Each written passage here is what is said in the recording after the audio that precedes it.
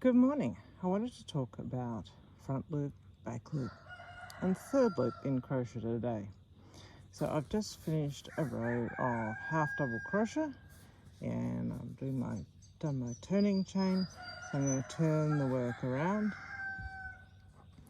and you can see if you look at the top of the work at this V shape. So you've got this little V here, and when the work is facing me, the front loop is the loop at the front of that V there.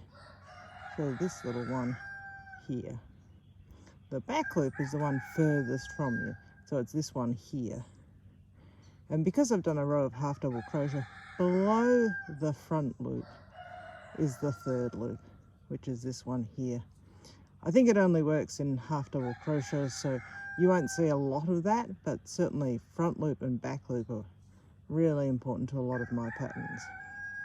So if I want to do a front loop slip stitch, then I put my hook through the front loop, yarn over and pull it through that loop and also the loop on the hook. If I want to do a single crochet,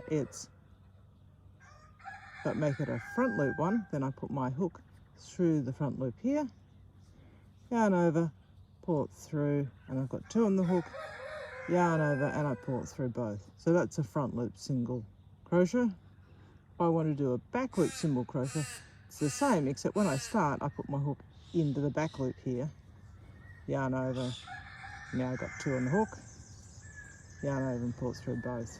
And if you look at it, you can see that where I was working in the front loop, there's a bit of a gap. Where I was working in the back loop, you can see the front loop is still free. Similarly, if I do a more complex stitch like a half double crochet, it's yarn over, and in this case, if I do it into the back loop here, it becomes a back loop half double crochet, yarn over, pull it through, and three on the hook, yarn over and pull it through all three.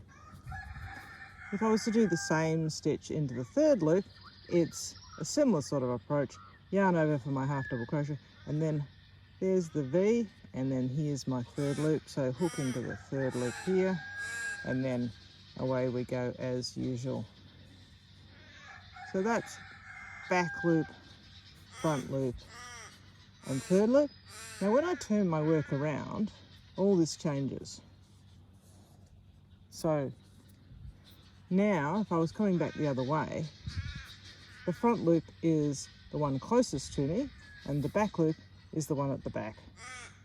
And that's a fun little feature of front loop and back loop, which means you often work on the front loop twice. one at the front, and then you turn it around, and what was the back loop becomes the front loop again. Hope this helps.